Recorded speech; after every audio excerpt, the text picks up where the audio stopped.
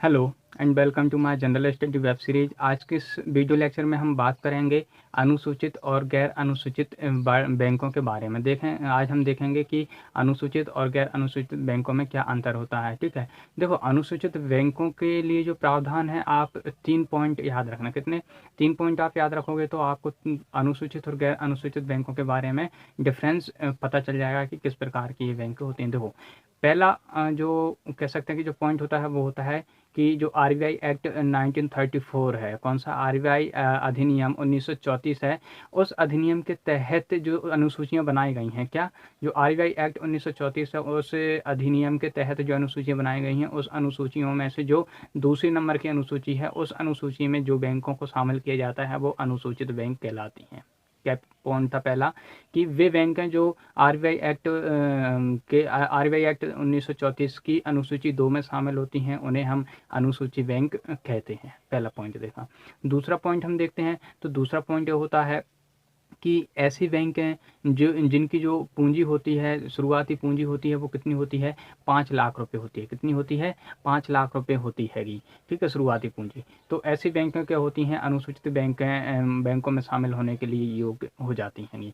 अब हम चलते हैं, जो तीसरे नंबर का पॉइंट होता है, वो तीसरे नंबर का पॉइंट होता है कि ऐसी बैंकें जो आरबीआई द्वारा जो निर्धारित नॉर्म्स होते हैं, कह सकते हैं, या फिर जो सेवा शर्तें होती हैं उनको फॉलो करने के लिए समर्थित होती हैं या फिर योग्य होती हैं, वो अनुसूचित बैंक कहलाती हैं।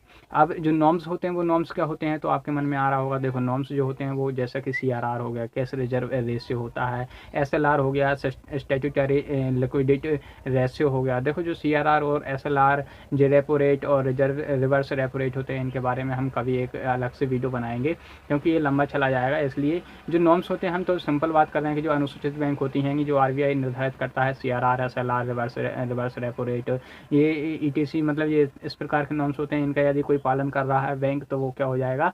अनुसूचित बैंक के लिए क्या हो जाएगा? योग्य हो जाएगा। हमने देखा ये तीनों पॉइंट, इन तीनों पॉइंट को यदि कोई बैंक फॉलो कर रहा है तो वो क्या होगा? अनुसूचित बैंक हो जाएगा। हम देखते हैं कि यदि कोई अनुसूचित बैंक होता है तो वो क्या फ़ायदा उठाएगा। देखो, पहली बात, यदि कोई बैंक अनुसूचित बैंक है तो वह आरबीआई से जो पैसा मिलता है, जो ऋण मिलता है, वो बैंक दर पर मिल जाएगा। मतलब बैंक दर जो निर्धारित करती है आरबीआई, उससे अधिक ब्याज दर पर उसे ऋण नहीं दिया जाएगा, उस दर पर ही ब्याज ऋण दिया जाएगा। अब आप कहोगे कि अनुसूचित बैंक और गैर अनुसूचित बैंकों में क्या अंतर है? तो देखिए, पहली बात है, जान लीजिए कि जो गैर अनुसूचित बैंक होती हैं, वो वे बैंक होती हैं जो आरबीआई एक्ट 1934 की अनुसूची 2 में शामिल नहीं होती। पहली बात क्या है कि वे बैंक जो आरबीआई अधिनियम 1934 की अनुसूची 2 में शामिल नहीं होती, गैर अनुसूचित बैंक कहलाती हैं। दूसरी बात, जो गैर अनुसूचित बैंक होती हैं, उन्हें क्या होता है? जो आरबीआई के नॉर्म्स होते हैं उनका फॉलो या पालन नहीं करना होता है, क्योंकि वो पहले से ही इनको पालन करने में सक्षम नहीं होती हैं।